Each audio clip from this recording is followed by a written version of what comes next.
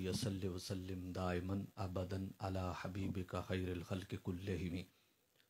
अऊज़ु बिल्लाहि मिनश शैतानिर रजीम। बिस्मिल्लाहिर रहमानिर रहीम। वमा ऊतीतुम मिनल इल्मि इल्ला क़लीला।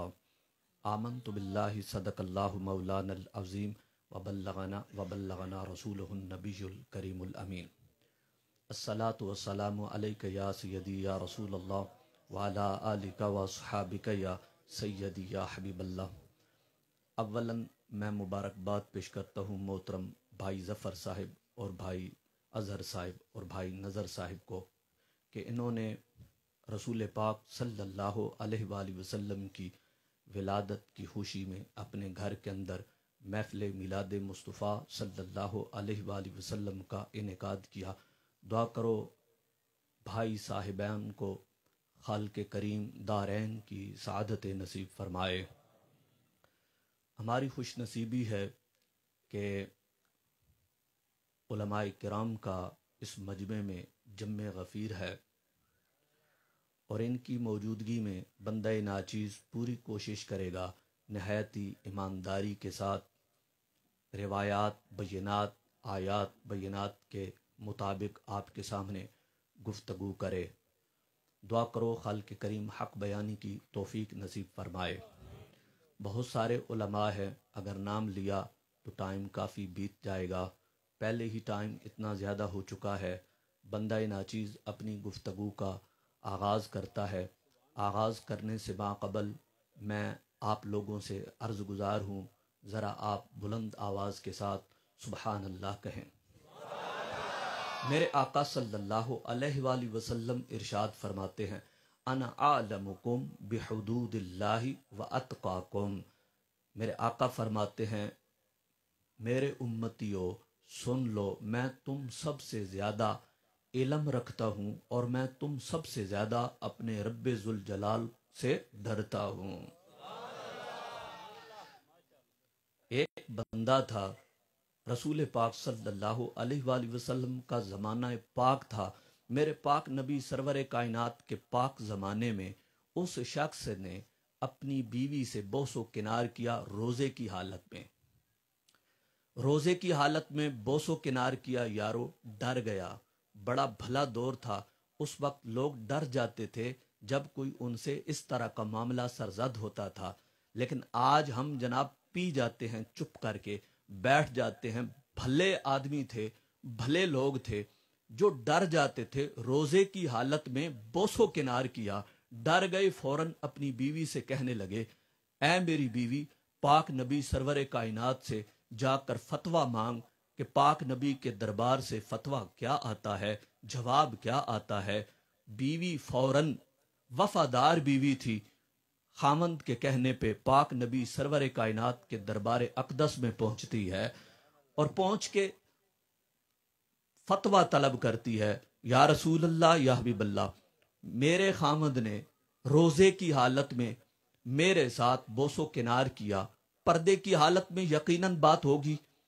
रसूल पाक सल्लल्लाहु अलैहि वसल्लम ने इरशाद फरमाया, इन्नी अफ़अलु ज़ालिका।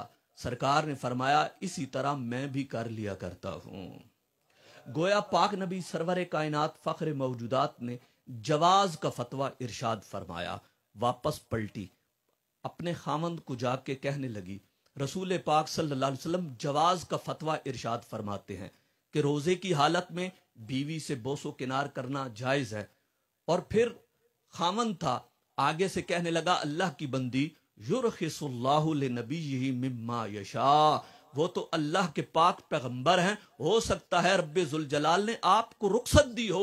उनसे पूछ कर आइए कि या रसूल अल्लाह, या हबीब अल्लाह, हम उम्मतियों के बारे में रब क्या कहता है, आप जरा ये फतवा इरशाद फरमाइए। रसूल पाक सल्लल्लाहु अलैहि वसल्लम की बारगाह में आती है, अपने खामंद का दोबारा पैगाम पहुंचाती है। यारो मेरी तरफ तवज्जो करें। रसूल पाक सल्लल्लाहु अलैहि वसल्लम की बारगाह में हाजिर होती है, अर्ज करती है, या रसूल अल्लाह, या हबीब अल्लाह, आप अल्लाह के पाक नबी हैं, हो सकता है रब ने आपको रुखसत दी हो, हमारे बारे में क्या फतवा है। उस वक्त मेरे पाक नबी ने वही जुमले बोले जो मैंने इब्तदान में आप लोगों के सामने रखे हैं।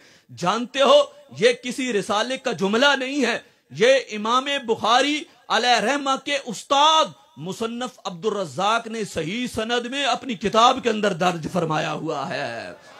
پاک نبی نے اس عورت کو مخاطب کر کے جو کہا انا عالمکم بحدود اللہ، رسول پاک نے فرمایا میں تم سب سے زیادہ اللہ کی حدوں کو جاننے والا ہوں، میں تم سب سے زیادہ اللہ رب العزت کی حدوں کا علم رکھتا ہوں، اور میں تم سب سے زیادہ رب ذوالجلال سے ڈرنے والا ہوں۔ اب اللہ کی حدیں کیا ہے؟ اللہ کی حدیں، طلاق دے دی بیوی کو خامد نے، لیکن طلاقیں 3 دی ہیں، 3 طلاقیں دینے کے بعد بھی اس خبیث النفس بندے نے اپنے گھر کے اندر بیوی کو رکھا ہوا ہے۔ یہ اللہ کی حدوں کو توڑنا ہے۔ رب فرماتا ہے وَمَن يَتَعَدَّ حُدُودَ اللَّهِ فَقَدْ ظَلَمَ نَفْسَهُ، جس نے اللہ کی حدوں کو توڑا اس نے اپنی جان پہ ظلم کیا ہے، وہ ظالم ہے۔ اپنی بیوی کو 3 طلاقیں دیتے ہیں اور طلاقیں دینے کے بعد اپنے گھر میں رکھ لیتے ہیں۔ کوئی جناب والا بھابھی کے ساتھ پکڑا جاتا ہے، کوئی جناب والا بیٹی کے ساتھ پکڑا جاتا ہے، کوئی جناب والا بہن کے ساتھ پکڑا جاتا ہے۔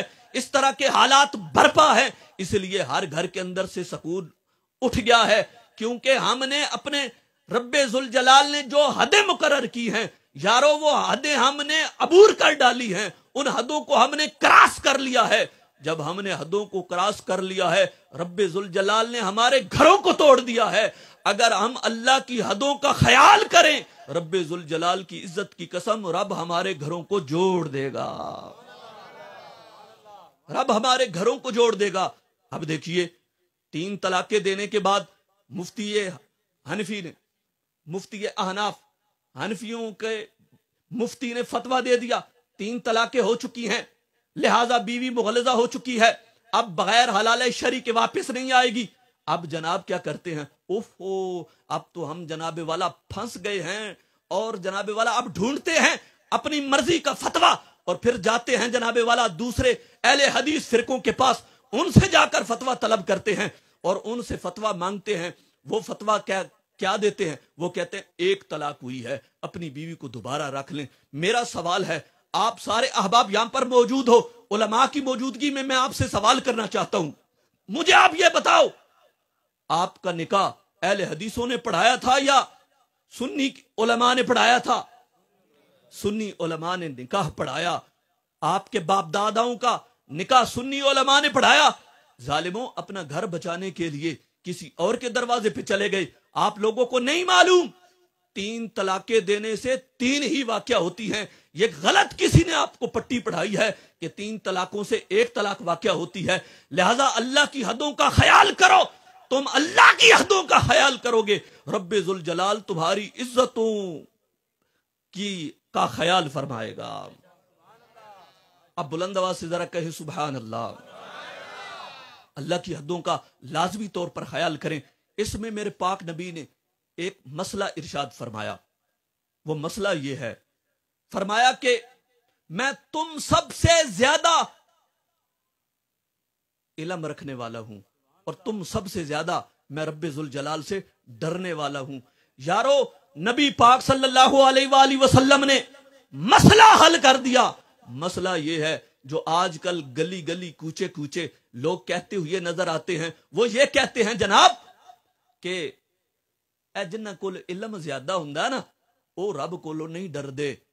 میں نے کہا تمہاری یہ بات مصطفیٰ کی حدیث کے بھی خلاف ہے اور رب ذوالجلال کے فرمان کے بھی خلاف ہے۔ وہ کیسے؟ وہ اس طرح خلاف ہے جناب جی کہ مصطفیٰ نے خود فرمایا ہے میں سب سے زیادہ عالم بھی ہوں، میں سب سے زیادہ علم بھی رکھتا ہوں، اس لیے میں سب سے زیادہ رب ذوالجلال سے ڈرتا بھی ہوں۔ معلوم ہوا جس کے پاس علم ہوتا ہے وہی رب ذوالجلال سے ڈرتا ہے۔ اور قرآن مجید میں بھی اللہ تبارک و تعالیٰ نے فرمایا ہے، قرآن میں بھی اللہ نے فرمایا ہے کہ علماء جو ہیں، میرے بندوں میں سے جو علماء ہیں وہ اللہ تبارک و تعالیٰ سے زیادہ ڈرتے ہیں۔ اب بتائیے مجھے، آپ کی بات مانی جائے یا پھر قرآن پاک کی بات مانی جائے، رسول پاک صلی اللہ علیہ وسلم کا فرمان مانا جائے؟ یاد رکھو تمہاری کروڑوں باتیں مصطفیٰ صلی اللہ علیہ وسلم کے ایک لفظ کے آگے کچھ بھی حیثیت نہیں رکھتے ہیں۔ اب لوگ پتہ کیا کہتے ہیں، صحابہ کی یہ شان بیان کرتے ہیں، اور صحابہ کی ہم جب شان بیان کرتے ہیں تو پتہ ہے ہمیں ناسبی ہونے کا یہ تانا ملتا ہے، ناسبی ہونے کا کہ یہ ناسبی ہیں۔ سنو، صحابہ کی شان یہ ہے، یہ مسئلہ درپیش ہوا صحابہ کو، اور صحابہ نے پوچھا مصطفیٰ سے، مصطفیٰ نے مسئلہ بتایا، صحابہ نے سنا، اس کا فائدہ یہ ہوا آج تک جتنے مسلمان ہیں وہ سارے مسلمان اس مسئلے سے مستفیض ہوتے رہے۔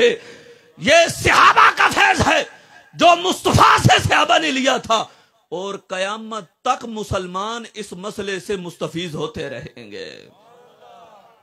اب صحابہ پوچھتے ہیں، کوئی بھی مسئلہ دنیا کا ہوتا ہے صحابہ پوچھتے ہیں، اور صحابہ کا وہ مسئلہ آگے چلتا ہے، چلتے چلتے آج ہم تک پہنچا ہے، اور اسی طریقے سے صحابہ کرام کا فیض قیامت تک جاری رہے گا۔ اب دیکھیں، کہتے ہیں صحابہ نے کیا کیا؟ میں نے کہا صحابہ کے بغیر تم قرآن ثابت نہیں کر سکتے، صحابہ کے بغیر مصطفیٰ کا فرمان ثابت نہیں ہو سکتا، صحابہ کے بغیر مولا علی کی شان ثابت نہیں ہو سکتی، صحابہ کے بغیر امام حسن اور امام حسین کی شان ثابت نہیں ہو سکتی، صحابہ کے بغیر سیدہ فاطمہ کی شان ثابت نہیں ہو سکتی۔ میں ببانگ طاہل کہتا ہوں، سنو، بڑی شاندار حدیث، مشہور و معروف حدیث، حسین منی وانا من الحسین، حسین مجھ سے ہے، میں حسین سے ہوں۔ ہر پڑھا لکھا اس حدیث کو جانتا ہے، بڑے بڑے علماء منبروں پہ بیٹھ کے اس حدیث کو پڑھتے ہیں، لیکن ان کو یہ نہیں معلوم کہ یہ حدیث جس طرح اہل بیت کی شان بیان کر رہی ہے، اسی طریقے سے صحابہ کی شان بھی بیان کر رہی ہے۔ آپ کہیں گے وہ میں نے جو بڑے بڑے علماء کا کہا ہے وہ ان خطیبوں کو کہا ہے جو جناب والا تفضیلی قسم کے ہیں، وگرنہ جو اصلی علماء اہل سنت کا ایک قاری بھی ہو، الحمدللہ ہم اس کی بھی عزت کرنے والے ہیں۔ لیکن یاد رکھو، حسین منی وانا من الحسین، حسین مجھ سے ہے، میں حسین سے ہوں۔ جانتے ہو امام حسن کی شان بھی بڑی، امام حسین کی شان بھی بڑی ہے، لیکن یہ شان بیان کی ہے مصطفیٰ نے، آگے روایت بیان کی ہے صحابی رسول نے۔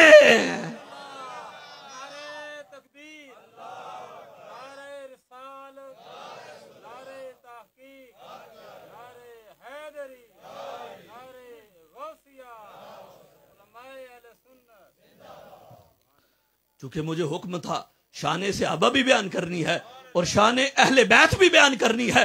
حسین منی وانا من الحسین پڑھنے والے ذرا یہ تو پڑھ، ذرا یہ تو دیکھ،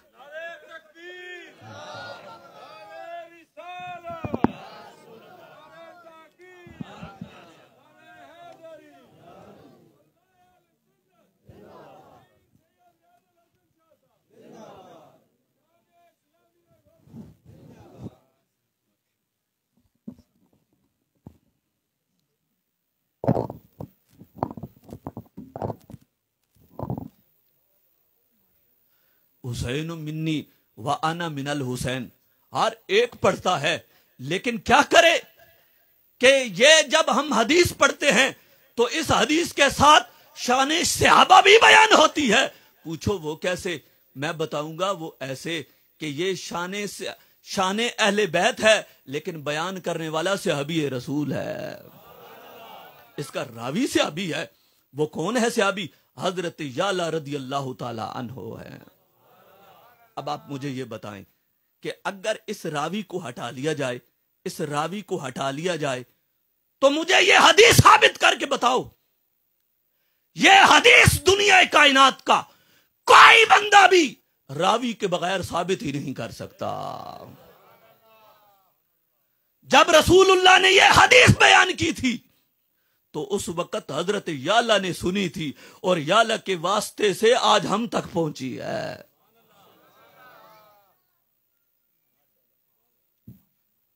ذرا گج کے کہو نا سبحان اللہ. مجھے یہ حکم دیا گیا تھا اس لیے میں نے ساتھ یہ چیزیں لے کے چل لی ہیں. اور دوسری حدیث بڑی مشہور و معروف حدیث ہے, ہر ایک پڑھتا ہوا نظر آتا ہے, من کنت مولاہ فہذا علی مولا, جس کا میں مولا اس کا علی مولا.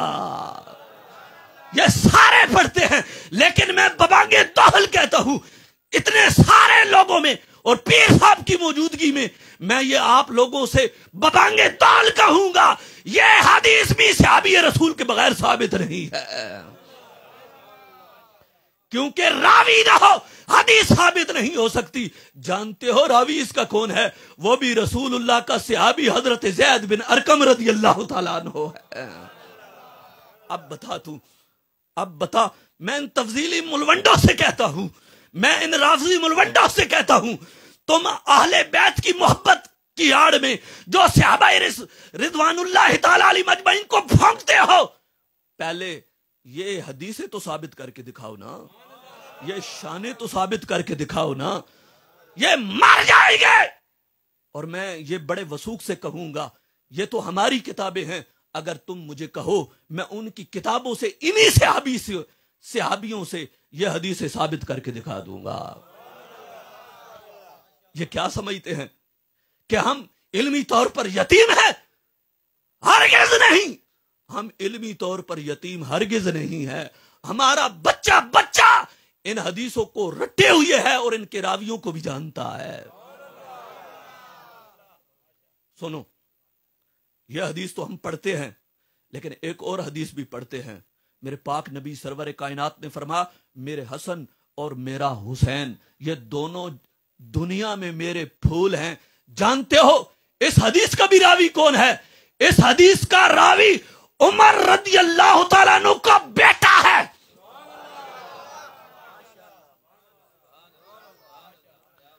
حضرت عبداللہ ابن عمر ہے. اب بتا, بڑے شوق سے حدیث پڑھتا ہے نا, اب پڑھ اور اس کو ثابت کر کے بتا. راوی کو نکال کے ثابت کر حدیث کو. قیامت آ سکتی ہے وہ اس حدیث کو راوی کے بغیر ثابت ہی نہیں کر سکتا.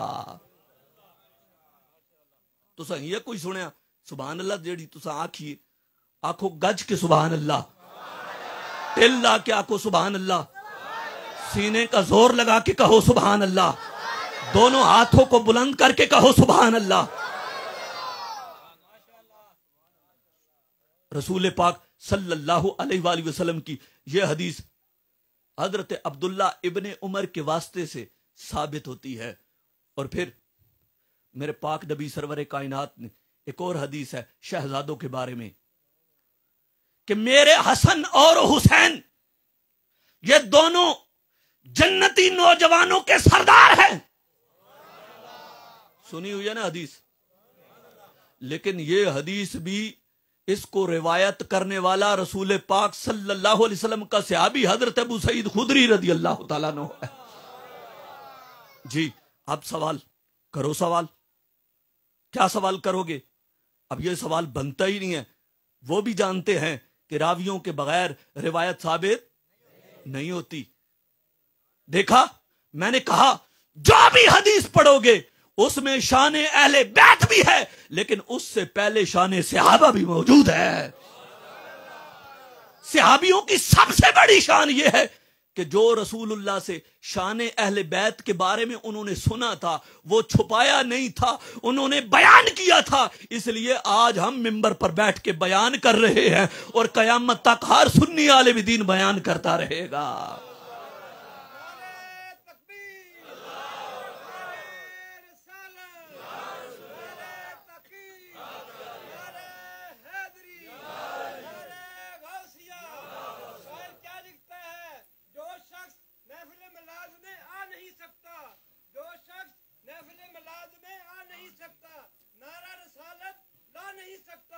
نبی پاک کے نماز سے اگر اجازت نہیں دیں گے تو کسی کا باپ بھی جنت میں جا نہیں سکتا.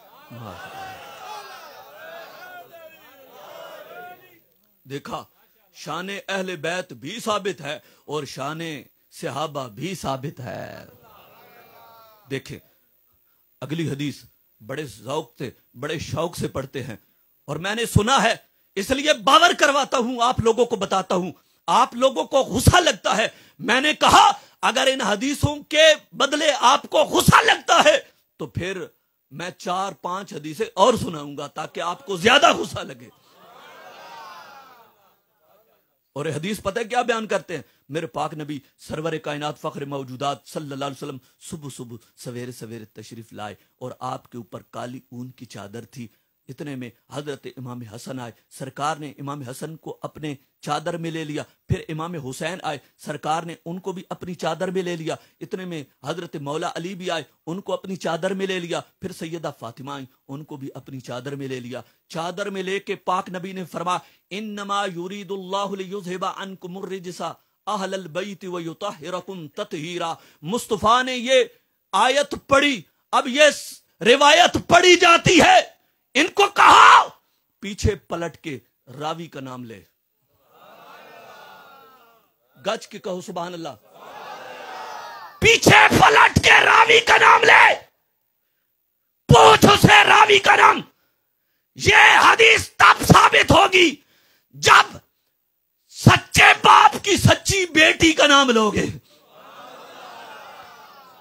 صدیق اکبر کی بیٹی سیدہ عائشہ صدیقہ رضی اللہ تعالیٰ عنہا اس حدیث پاک کی راویہ ہے.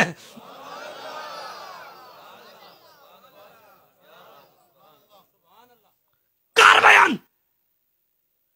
میں نے کہا یہ شان صحابہ شان اہل بیت بیان کرنے سے پہلے تمہیں شان صحابہ ضرور ملے گی, یہ ضرور بیان کرنی پڑے گی. یہ ناسبیت نہیں ہے, یہ عقیدہ یہ فکر رضا کے مطابق ہے. یہ عقیدہ داتا علی حجویری کے عقیدے کے مطابق ہے, اور یہ عقیدہ خواجہ معین الدین چشتی اجمیری کے عقیدے کے مطابق ہے. لوگ مجھے کہتے ہیں کہ یہ جناب والا اس کی اتنی عمر نہیں ہے اور یہ بڑے بڑے ہاتھ ڈالتا ہے. میں نے کہا نادان, یہ نہیں دیکھا جاتا. ہم جو روایتیں پیش کرتے ہیں, ہم جو عقیدے پیش کرتے ہیں, وہ عمر کو نہ دیکھو, وہ ان کتابوں کو دیکھو جو ہم بیان کر رہے ہیں, جو ہم کتابیں دکھا رہے ہیں. ہم تو بات اپنی کرتے ہی نہیں ہیں, ہم بات تو امام احمد رضا خان فاضل بریلوی کی کرتے ہیں.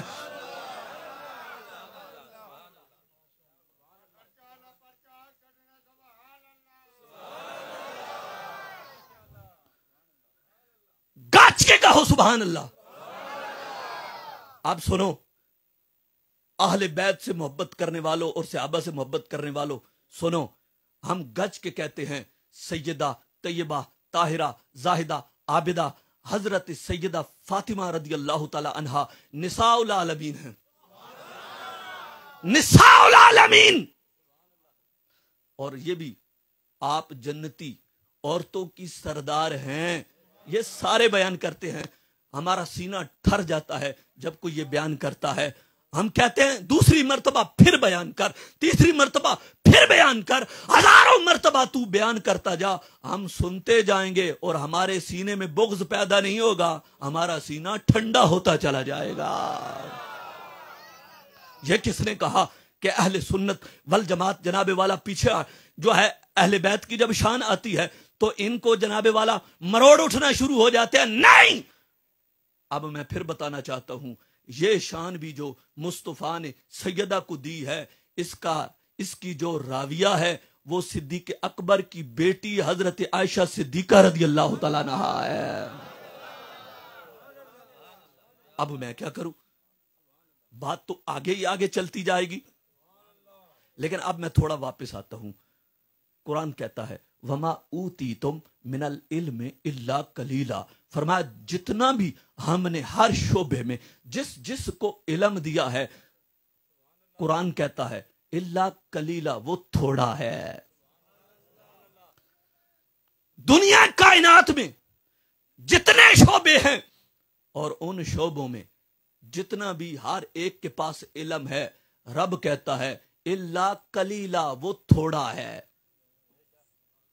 بڑی بڑی لائبریریاں ہیں، بڑے بڑے علماء ہیں، بڑے بڑے مفتیان کرام ہیں، بڑے بڑے شیوخ ہیں، قرآن کہتا ہے وہ علم تھوڑا ہے، لیکن محبوب لجپال کی جب باری آتی ہے، جب والضحیٰ کے چہرے والے کی باری آتی ہے، رب یہ نہیں کہتا وما اوتیتم من العلم الا قلیلا، بلکہ رب اعلان کر کے کہتا ہے وعلمک ما لم تکن تعلم، محبوب جو تو نہیں جانتا تھا وہ سب کچھ ہم نے تجھے سکھا دیا ہے، سب کچھ تجھے سکھا دیا ہے۔ اچھا، یہاں ایک عقیدہ سمجھا دوں آپ کو، دیکھیں جتنا بھی دنیا میں علم ہے یہ سارا اکٹھا کیا جائے تو نبیوں میں سے ایک نبی کے علم کے برابر نہیں ہو سکتا۔ ایسے ہے جیسے سمندر کے سامنے ایک قطرہ ہو، یاد رہے گا۔ پھر سارے نبیوں کا علم اکٹھا کیا جائے تو مصطفیٰ صلی اللہ علیہ وسلم کے علم کے سامنے ایسے ہے جیسے سمندر کے سامنے ایک قطرہ ہوتا ہے۔ پھر پاک نبی سرور کائنات کا جتنا علم ہے اللہ تبارک و تعالیٰ نے عطا کیا، رب ذوالجلال کے علم کے مقابلے میں ایسے ہے جیسے سمندر کے سامنے ایک قطرے کا کروڑواں حصہ۔ جی ہاں، یہ اعلیٰ حضرت لکھے ہے، ایک مفتی صاحب، میں نہ لواں تے تانوں غصہ بھی لگ سی، لیکن میں پھر بھی نہ لواں، مفتی اکمل صاحب، مفتی اکمل صاحب او جناب اے مسئلہ بیان کر رہے ہیں، کہندے ہیں اللہ تبارک و تعالیٰ دے علم نو سمندر نے نال تشبیہ دیونا یہ کوئی چنگی گل تے نہیں۔ میں کہا ٹھیک ہے تسی وڈے مفتی ہو، اسی نکے جے مولوی ہیں، اسی ساڈے نال تو کوئی مفتی لائے تو سانوں بڑا شرم آوندا، لیکن بات ایسے نہیں۔ امام اہل سنت نے یہ لکھا ہے، ہم کسی مفتی کو نہیں تسلیم، جب اس کی تعلیمات، اس کے عقیدے اگر امام اہل سنت کے عقائد کے خلاف آئے ہم اسے بولیں تسلیم نہیں کریں گے۔ یہ عقیدہ کس نے لکھا ہے؟ بولیں امام اہل سنت مجدد دین و ملت الشاہ امام احمد رضا خان فاضل بریلوی نے اپنے فتاوی رضویہ کے اندر لکھا ہے۔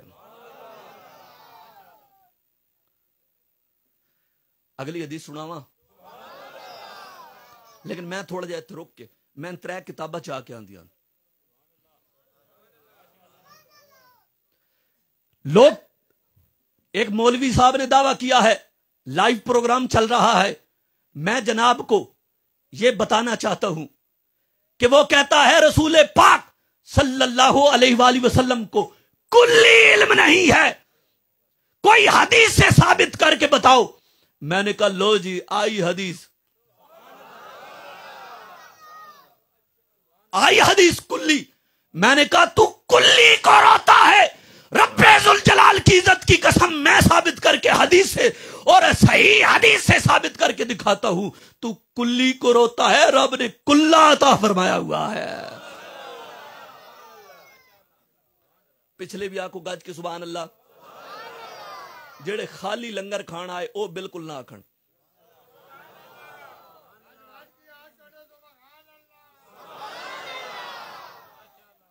سن، میرے پاک نبی سرور کائنات فخر موجودات صلی اللہ علیہ وسلم نے نماز پڑھی، نماز کے اندر میرے پاک نبی کو اونگ آ گئی، سرکار فرماتے ہیں اونگ کیا آئی، میں اپنے آپ کو دیکھتا ہوں رب ذوالجلال میرے سامنے موجود ہے، رب میرے سامنے موجود ہے۔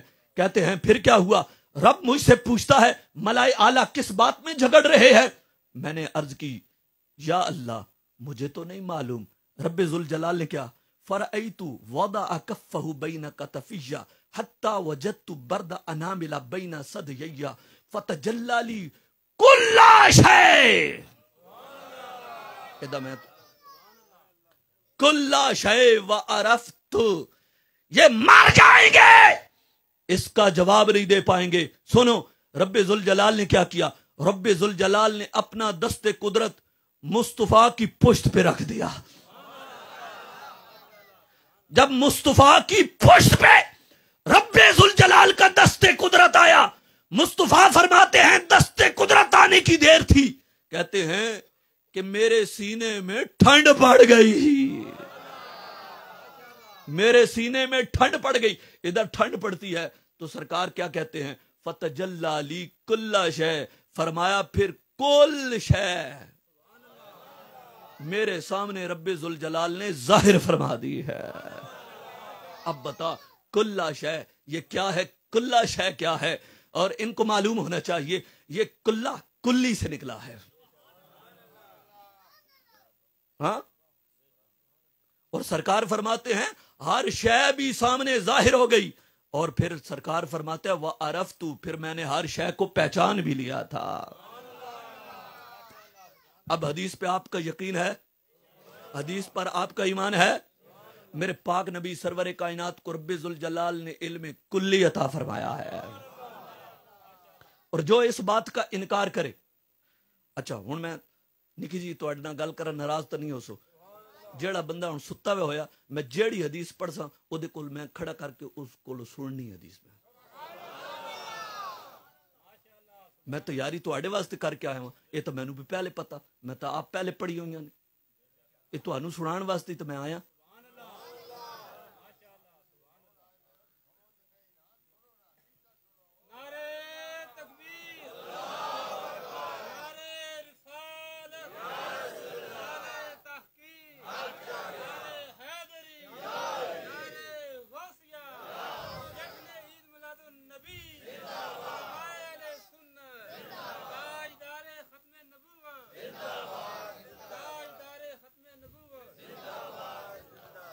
اب بخاری آتی ہے، سعد بن ابی وقاص رضی اللہ تعالیٰ عنہ بیمار ہو گئے، بڑے خوش قسمت ہیں، پاک نبی سرور کائنات عیادت کے لیے تشریف لے جاتے ہیں۔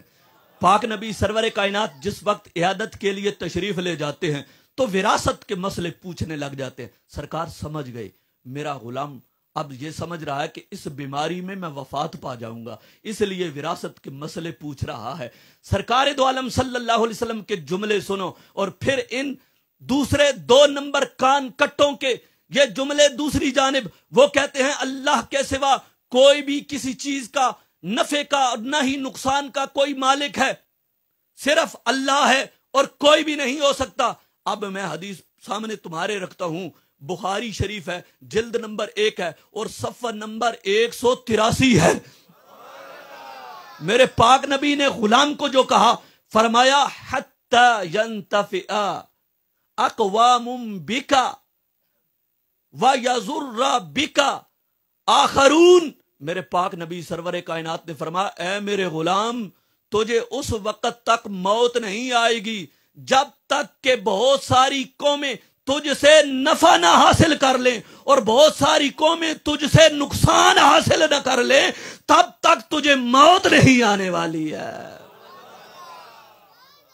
اب جہاں پر بھی دیکھو نفع اور نقصان سرکار نے صحابی کی طرف منسوب کیا، اور صحابی پھر دنیا نے دیکھا حضرت سعد بن ابی وقاص رضی اللہ تعالی عنہ فاتح ایران بنے۔ جو ایران فتح ہوا ہے وہ صحابی رسول حضرت سعد بن ابی وقاص نے فتح کیا ہے۔ صحابہ کو بھوگنے والے ان ایرانیوں سے کہا ظالموں، تم صحابہ کے دشمن ہو تو ایران چھوڑ جاؤ، کیونکہ ایران کو فتح کرنے والے رسول پاک کے صحابی ہیں۔ ایرانیوں کو نقصان ہوا اور مسلمانوں کو فائدہ ہوا، مصطفیٰ صلی اللہ علیہ وسلم کی حدیث پاک سچی ہو گئی۔ اب میں نے تو آپ کے سامنے بخاری پڑھی، اب مجھے ظفر صاحب نے کہا آپ نے سر بھی لگانی ہے، کیا ایسا ہو سکتا ہے؟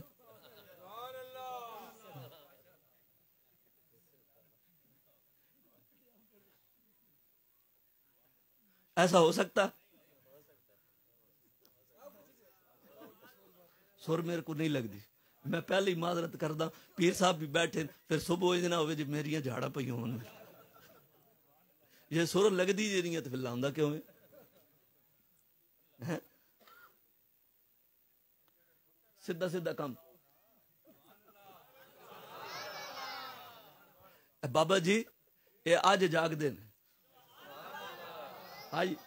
آج اکھ پٹ کے تکو سارے جاگ دے نے۔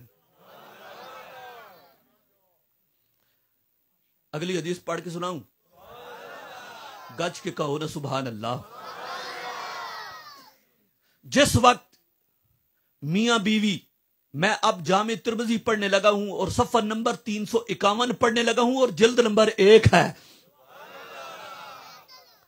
اور لائن نمبر بھی، جب یہ اس طرح کا بتایا جائے نا کہ لائن نمبر بھی بتاؤ تو پھر بڑا نشہ آتا ہے۔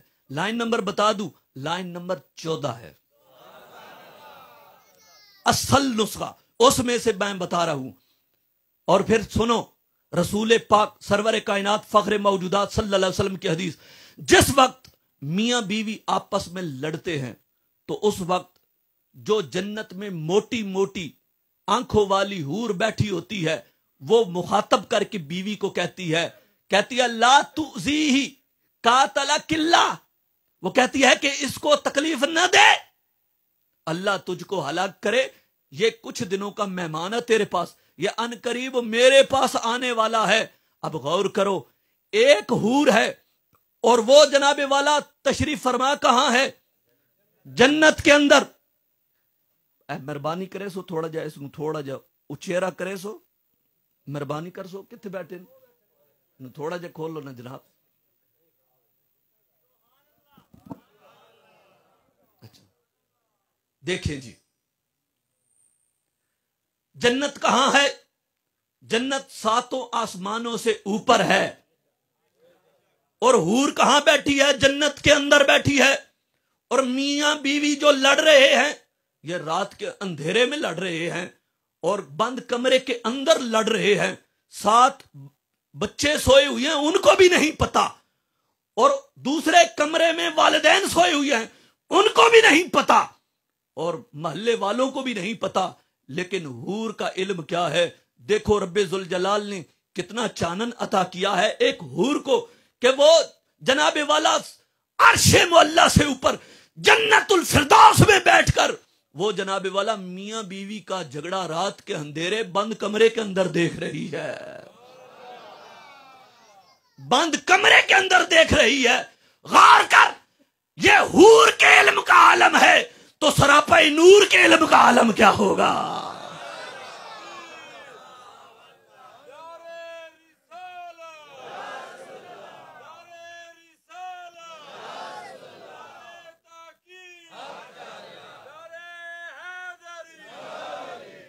یہ جو بیویاں اپنے خاوند سے لڑتی ہیں وہ جن کے کہنے پہ لڑ رہی ہیں، میں بتا دوں وہ بھی ان کو چھوڑ کے چلے جائیں گے۔ تمہارا گھر برباد کرنے کے لیے وہ تمہیں یہ پٹیاں پڑھاتی ہیں اور وہ کہتی ہیں تمہارا خاوند یہ کر رہا ہے، تمہارا خاوند یہ کر رہا ہے، وہ کسی کے کہنے پہ اپنے خاوندوں کو ناراض کرتی ہیں۔ میں پاک نبی سرور کائنات کی ایک حدیث نہ سنا دوں آپ لوگوں کو؟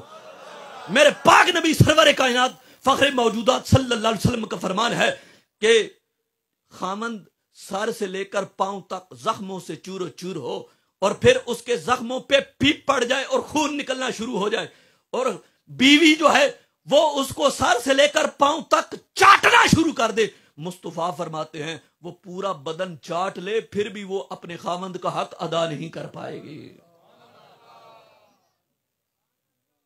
خاوند کیا کرتا ہے؟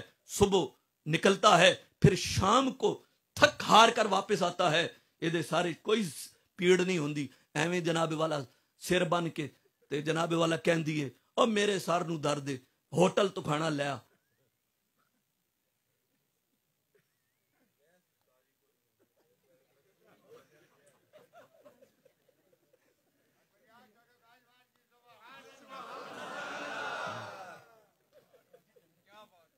گیس نہیں ہے تو لکڑیاں آن کے گھر رکھو نا، جنے کائیں واسطے ہو، کیوں جی؟ گیس والے آپ ہی جو چھٹ دیتی ہے،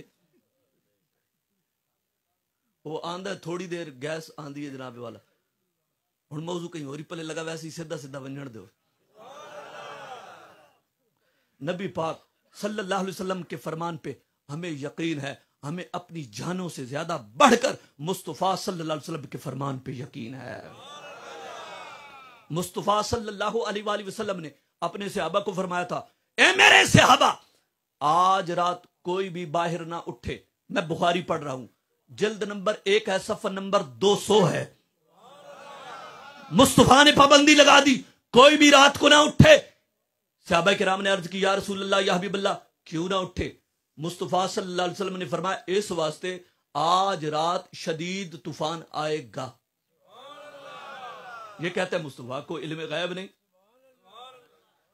شدید علم غیب، شدید طوفانی بارش بھی ہوگی. اور پاک نبی سرور کائنات نے کہا، سرکار نے ساتھ یہ بھی کہا اپنے جانور بھی باندھ دو. اپنے جانور بھی باندھ دو. اور پھر جانور باندھ دیے، لیکن اس کے باوجود ایک بندہ پھر بھی اٹھا. حدیث پاک میں آتا ہے کہ شدید طوفان آیا اور اس بندے کو اٹھا کے وادی طی میں جا کے پھینک دیا. اور مصطفیٰ صلی اللہ علیہ وسلم نے جو کہا تھا جواب بھی اسی حدیث میں موجود ہے، وہ فوراً پورا ہوا. وہ فوراً پورا ہوا ہے. تو ظفر صاحب نے جب مجھے کہا تھا تو انہوں نے کہا تھا تقریر کرنی ہے، لیکن جو انہوں نے کہا تقریباً 11 موضوع انہوں نے مجھے دے دیے تھے. یہ مصطفیٰ صلی اللہ علیہ وسلم کے علم کو تولتے ہیں. میں بتاتا ہوں غوث اعظم اب 11ویں والا مہینہ شروع ہے، بڑی 11ویں آ رہی ہے، اور میں غوث اعظم کا مقالہ پیش کرنا چاہتا ہوں. غوث اعظم سے جن جن کو محبت ہے گج کے کہو ذرا سبحان اللہ. دیکھو غوث اعظم کو میرے رب ذوالجلال نے کتنا علم عطا کیا ہے، اور غوث اعظم کے علم کا یہ عالم ہے تو سرکار دو عالم کا علم کا عالم کیا ہوگا. دیکھیں میں جناب آپ کے سامنے پیش کرتا ہوں، اور یہ جو کتاب میں نے آپ لوگوں کے سامنے کھول رہا ہوں، یہ کتاب غوث اعظم نے خود لکھی ہے. المقالۃ الثالثۃ عشرہ، یہ 13واں مقالہ ہے، اور غوث اعظم نے جو درج کیا ہے. اور غوث اعظم کیا کہتے ہیں سنو. غوث اعظم کی بات جو سننی ہے نا صحیح العقیدہ، ان کے سینوں میں ٹھنڈ پڑ جائے گی. غوث اعظم کہتے ہیں یبن آدم، اے ابن آدم، ان اللہ، میں اللہ ہوں. یہ غوث اعظم اللہ کا فرمان پیش کر رہے ہیں کہ اللہ کیا کہتا ہے، اے ابن آدم میں اللہ ہوں، لا الہ الا انا، اس کے سوا کوئی معبود نہیں، وہی صرف معبود ہے. وہ کہتا ہے اقول لشیء، وہ اللہ کہتا ہے کہ میں کسی شے کو جب کہہ دیتا ہوں کن ہو جا فیکون، وہ شے فوراً ہو جاتی ہے. وہ شے فوراً ہو جاتی ہے، کن فیکون. وہ کہتے ہیں کہ یہ صرف اللہ کی شان ہے. میں نے کہا غوث اعظم کو مانتا ہے؟ کہتا ہاں مانتا ہوں، کیونکہ غوث اعظم رفع یدین کرتے تھے، اس لیے ہم بھی رفع یدین کرتے ہیں. میں نے کہا غوث اعظم کو مانتا ہے تو پھر غوث اعظم کی یہ عبارت بھی مان کے دکھا. غوث اعظم آگے کیا کہتے ہیں کہ اطیعنی، رب فرماتا ہے کہ تو میرا تابعدار بن جا، اجعلو کا، میں تجھے بھی ایسا ہی بنا دوں گا، تقولو، تو بھی کہے گا، لشیء، کسی شے کو کن ہو جا فیکون، وہ ہو جائے گی. جب تو کن کہے گا، اب رب کن کہتا ہے کوئی شے ہو جاتی ہے، رب کہتا ہے تو میرا تابعدار بن جا، میں تجھے بھی ایسا بنا دوں گا. جب تو کن کہے گا تو فوراً فیکون، وہ شے ہو جائے گی. جیسے ہم غوث کو مانتے ہیں، یہ کبھی بھی غوث کو ایسا مان نہیں سکتے. کہتے ہیں یہ غوث تم نے، غوث تو اللہ ہے. میں نے کہا ٹھیک ہے، یہ کتاب ہے جامع ترمذی، اس کے اندر سارے نام اللہ تبارک و تعالیٰ کے درج ہیں. سارے نام اللہ کا ایک ذاتی نام ہے، باقی سارے صفاتی نام ہیں. سارے صفاتی نام میں جامع ترمذی کے اندر دکھا سکتا ہوں، سارے نام درج ہیں. مجھے ان سارے ناموں میں سے غوث نام نکال کے دکھا، اللہ کا کہاں ہے؟ جی بولے. قرآن پاک کے شروع میں لکھے ہوئے ہیں، ان میں غوث جو ہے وہ نام اللہ کا نکال کے دکھاؤ.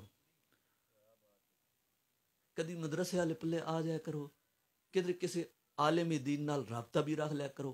اللہ کے نام توقیفی ہیں. یہ نہیں ہو سکتا کہ جو من میں آیا وہ اللہ کا نام رکھ دیا، ایسا نہیں ہو سکتا. نام وہی ہوگا جو قرآن اور حدیث میں آیا ہے. لیڈر. اب لیڈر جو ہے یہ ایک اچھا معنی رکھتا ہے. اب اللہ تعالیٰ کو لیڈر کہہ سکتے ہیں؟ کیوں؟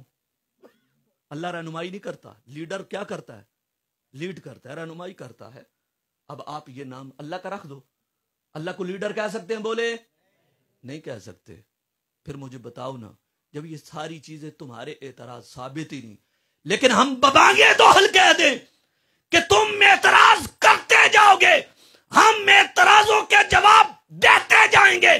تم اعتراض کرتے کرتے تھک جاؤ گے، ہم جواب دیتے دیتے اللہ کا فضل ہے نہیں تھکیں گے. تمہارے پاس صرف ایک بخاری ہے، تمہارے پاس صرف ایک جناب والا صحیح مسلم ہے، تمہارے پاس صرف ایک جامع ترمذی ہے، لیکن تم کو یہ نہیں معلوم اس کے علاوہ اور بھی حدیث کی سینکڑوں کتابیں ہیں، ہم وہ ساری پیش کرتے چلے جائیں گے.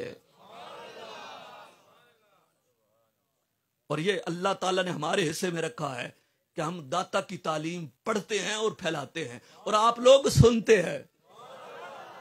ہاں، یہ سنی صرف کر سکتا ہے. سنی کے علاوہ جو دوسرے غیر عقیدہ رکھنے والے ہیں وہ کبھی بھی نہیں کر سکتے. سمجھ شریف چاہیے کوئی نہیں آئی؟ اچھا، میں ہوں جناب والا ٹائم ہوں کافی ہو گیا تے پہلے ہی لیٹ میں نہ بٹھایا تے میں جڑا ہوں مسئلہ تواڈے سامنے رکھن لگا نا، وہ ساری تقریر ایک طرف، اے مسئلہ تساں ایک طرف رکھو. سمجھ شریف چاہ گئی؟ میں جڑا موضوع چاہیا علم غیب رسول پاک صلی اللہ علیہ وسلم دا، او دے مطابق ہی امام اہل سنت نے ادے بارے جو کچھ تحریر فرمایا، میں او دا جناب ایک فیصلہ امام اہل سنت نے جو تحریر کیا ہے وہ آپ کے سامنے رکھنا چاہتا ہوں. غصہ تو نہیں کرو گے کہ وچ وچ ہن بندے غصہ کر دیں؟ تے غصہ نہیں کرنا. امام اہل سنت مجدد دین و ملت الشاہ امام احمد رضا خان فاضل بریلوی نے علم غیب پہ ان کی ساری عبارتیں لکھتے لکھتے لکھتے لکھتے پھر امام اہل سنت صفحہ نمبر 479 پہ اور جلد نمبر 29 پہ امام اہل سنت لکھتے ہیں. آپ لکھتے ہیں، اب دیکھیے کہ گنگوئی، اسماعیل، وہابیہ نے معاذ اللہ کن کن ائمہ، علماء، محدثین، فقہاء، مفسرین، متکلمین، اولیاء، صحابہ، انبیاء علیہ الصلوۃ والسلام کو کافر بنا دیا. ہن پھر میں تانوں اگلی گل دساں، امام اہل سنت نے ایدے وچ جناب والا 66 نام لکھے ہیں اکابرین کے، اور امام اہل سنت لکھنے کے بعد 66 نام کہتے ہیں اس کے علاوہ بھی سینکڑوں علماء اکابرین ہیں جو ان کی عبارتوں کی وجہ سے کافر بنتے ہیں. کہتے ہیں پہلے شاہ ولی اللہ صاحب محدث دہلوی کہتے ہیں کہ ان کے ان عبارتوں کی وجہ سے شاہ ولی اللہ محدث دہلوی بھی کافر قرار پاتے ہیں. مندے ہو؟ اپنے بزرگوں نو مندے ہو؟ اور دسو نا مندے ہو نا؟ اے جنہاں نال تساں جناب وال جوڑ پائے ہوئے، جنہاں نے گھر تساں رشتے کیتے ہوئے، جنہاں گھر آندے جاندے ہو، انہاں دا عقیدہ سن لو. انہاں دے عقیدے دے مطابق جتنے بھی ماں قبل، جتنے بھی ہمارے مفسرین، محدثین، صحابہ، جتنے بھی ان کی عبارتوں کی وجہ سے دائرہ اسلام سے خارج ہوتے ہیں. دوجا نالا کہتا ہے مولانا ملک العلماء بحر العلوم. نمبر 3 کہتے ہیں علامہ شامی صاحب رد المختار، کہتے ہیں ان کی وجہ سے وہ بھی دائرہ اسلام سے خارج ہوتے ہیں. اور کہتے ہیں شیخ محقق مولانا عبد الحق محدث دہلوی، وہ بھی ان کے فتووں کی زد میں آتے ہیں. اور کہتے ہیں کہ علامہ شہاب الدین خفاجی، وہ بھی ان کے فتوے کی زد میں آتے ہیں.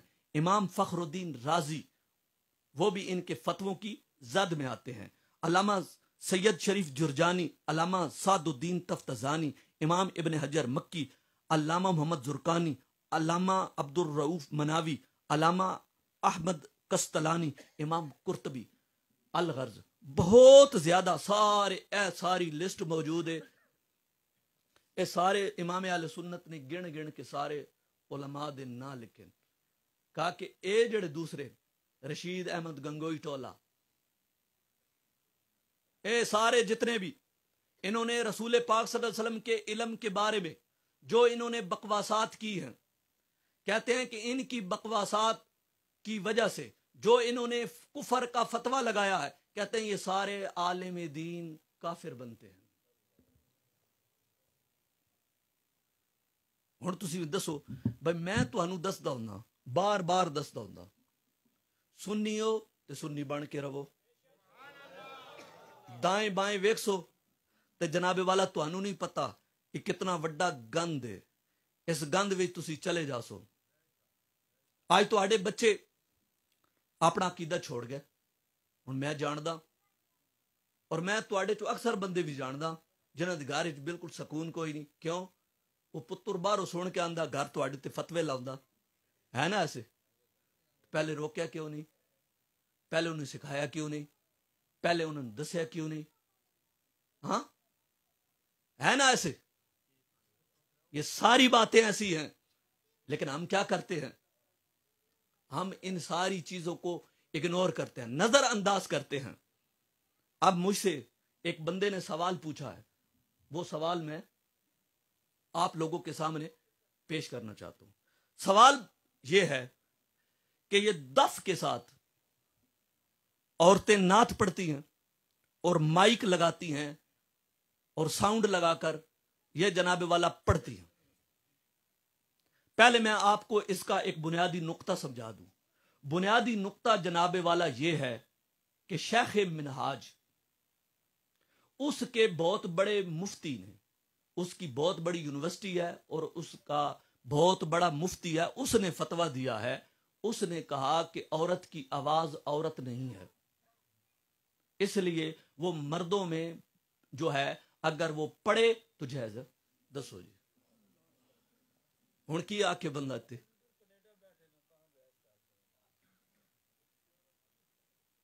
یار تو ساری گلاں ہن ود کھل وینا نا، تم بھی خراب تھی سے تو میں بھی خراب تھی سا۔ ہن سنو، دسو اس نے فتویٰ دیا، لیکن امام اہل سنت نے جو فتویٰ دیا ہے، امام اہل سنت نے فرمایا کہ عورت کی آواز عورت ہے۔ فتاوی رضویہ شریف جلد نمبر 23 میں امام اہل سنت کا یہ فتویٰ موجود ہے۔ مجھے آپ یہ بتائیں، امام اہل سنت کا یہ جو فتویٰ ہے، امام اہل سنت پتہ ہے آگے کیا لکھتے ہیں؟ امام اہل سنت لکھتے ہیں کہ عورت بلند آواز سے تلبیہ بھی نہیں پڑھ سکتی، اور آگے پھر یہ مسئلہ بھی درج کرتے ہیں، کہتے ہیں بلند آواز سے تلبیہ نہیں پڑھ سکتی، اس واسطے کہا بلند آواز سے وہ جناب والا آواز بھی نہیں نکال سکتی کیونکہ اس کی آواز عورت ہے۔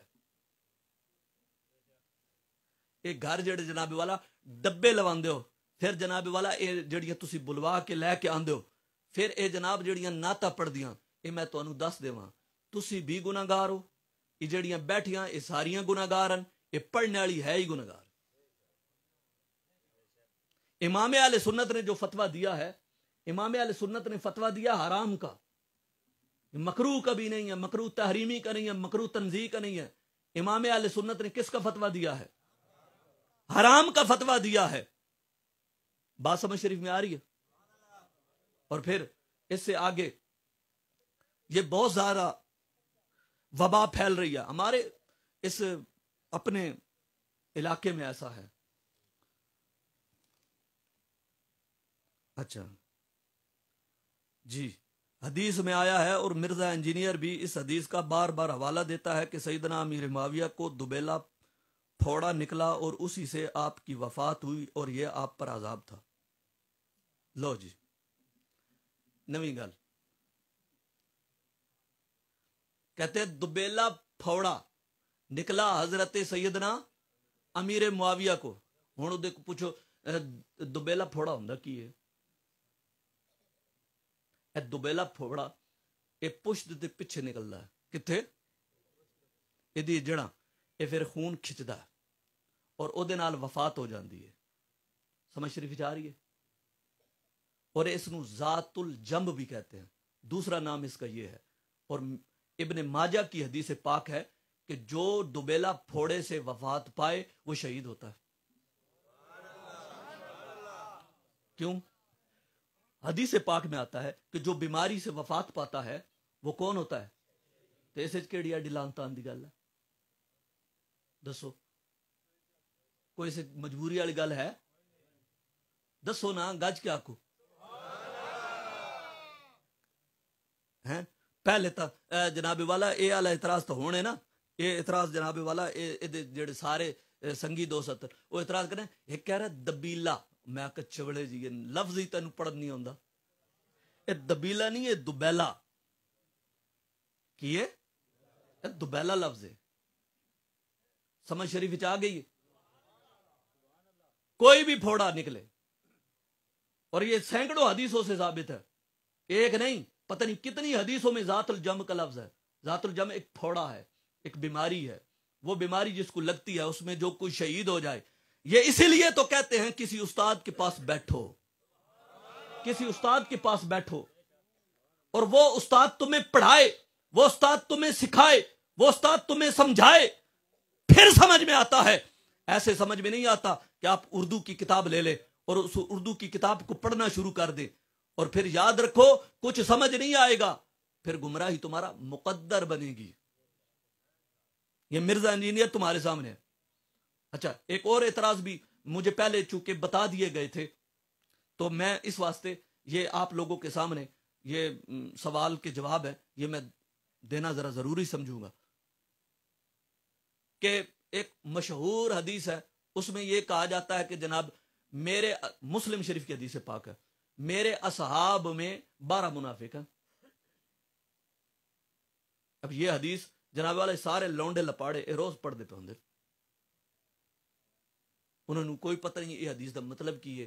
میں کہا دا متن پڑھ، کہ دا متن کی ہے او کی ہوندا، میں کہا عربی پڑھ، یہ عربی پتہ کی ہے، فی اصحابی 12 منافقن۔ میرا سوال ہے، حضور صلی اللہ علیہ وسلم نے یہ نہیں کہا کہ میرے اصحاب 12 اصحاب منافق ہیں، میرے سرکار نے فرمایا میرے اصحاب میں 12 منافق ہیں۔ جملہ تو انہوں سمجھ ہی کوئی نہیں آ رہا۔ میرے اصحاب میں 12 منافق ہیں، وہ جو منافق ہیں وہ اصحاب نہیں ہیں، وہ صحابہ کے اندر ہیں لیکن وہ صحابہ نہیں ہیں۔ جملے کا مطلب یہ ہے، کیوں؟ ترکیبی لحاظ سے بھی 12 آگے منافقن، اس کی تمیز ہے، یہ ممیز اور تمیز ہے۔ ہوں تسی آکھو ایک ہی شروع ہو گیا، میں آکھیا جناب اگر انہوں دی گل من لئی جائے نا، یہ حدیث دے سارے جملے غلط ہو جا سن، صرفی اور ناوی طریقے نہ۔ سمجھ شریف آ گئی؟ میرا اللہ سمجھن دی توفیق عطا فرمائے۔